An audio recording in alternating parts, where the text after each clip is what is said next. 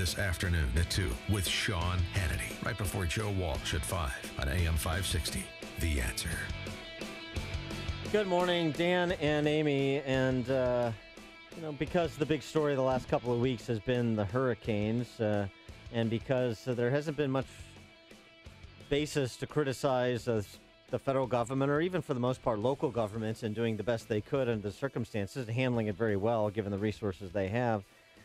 You've had a focus instead on what? Of course, climate change as the proximate cause of these severe hurricanes that afflicted the Houston area and, of course, the state of Florida. Yeah, Beyonce and Stevie Wonder told me that. And right, exactly. And they're the definitive words when it comes to anything that's science-related.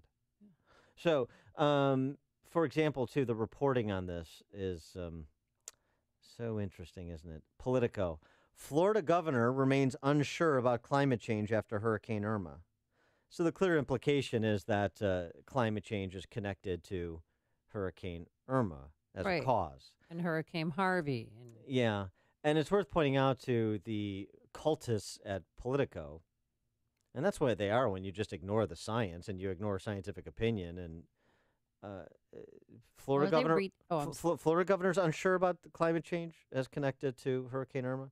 Well, so is NASA, NOAA, the UN Intergovernmental Panel on Climate Change, who all have said they cannot definitively say there is such a connection. So if the debate is over and the science is settled, why do those who are so insistent on the need for us to deindustrialize, why do they have to overstate the case that's coming from government agencies they otherwise would take as a matter of faith, whatever pronouncements emanated from them? I've just always wondered what voices they're listening to, what scientific data they're reading that I'm not. Well, for more on this, why don't we talk to scientists? We talked to Patrick Moore, who's a scientist and co-founder of Greenpeace, yesterday. And today we're pleased to have Bjorn Lomborg, who is the president of the Copenhagen Consensus Center. He's also the author of The Skeptical Environmentalist and Cool It. And he had a recent op-ed in the Wall Street Journal, timely one, The Climate Change Distraction. Mr. Lomborg, thanks so much for joining us. Appreciate it. Hey, Dan and Amy, it's great to be here. So you, just starting with this op-ed, you talk about climate change being assigned as the proximate causal link for all kinds of societal ills the world over, and that this distracts from a serious discussion about those other societal ills, as well as a serious discussion about climatology. If you could expound upon my description of your piece. Exactly, Dan. So, look, global warming is real, and it is a problem. But the way, and you mentioned that very well, that it's being made the only cause and the big thing that we need to change sort of almost blinds us from figuring out that there are many, many other ways that we can help much better. In my Wall Street Journal article, I was pointing out, and this is a problem in many third world countries, that you take any problem and you say, oh, this is because of global warming. Here it was one that said that increasing child marriages are due to global warming, which is pretty much on the face of it just ridiculous. But, of course, it also takes away from the fact that these are really and serious problems that we do know how to fix, but that's not by cutting CO2. It's by doing a lot of other things, like, for instance, making sure that girls get better education, that you get more incentive structures within the families to not marry off their children young. So there are simple, smart solutions to this. And that goes as well in the U.S. Now, of course, this is not how child marriage is in the U.S., but the way that the hurricane is used to being said, if we want to help future victims of Irma or Harvey, we need to cut carbon emissions. No, that would probably be the least effective way to help future victims of hurricanes that will happen no matter whether we deal with global warming or not.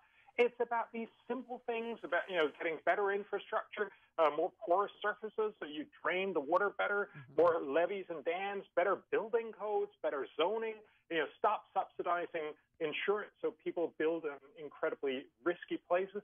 These are simple ways that would be much cheaper, much more effective, and help much more. And so, again, it's a distraction very often. It's a real problem, but it's often a distraction. Well, what about pollution? How does that play a part in this?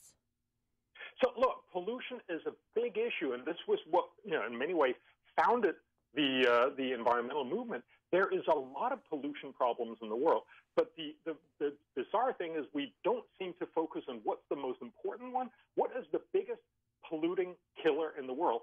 Most people get this problem wrong. It's not global warming. It's not water or sanitation. It's air pollution, and it's actually mostly indoor air pollution. It's the fact that almost 3 billion people, so almost half this world's population, cook and keep warm with dirty fuels, mostly wood and cardboard and dung and whatever they can get their hands on to keep warm and cook inside their houses. It kills 3.6 million people each year. And yet we don't hear about it because it's not one of those celebrity-studded issues that we should be talking about.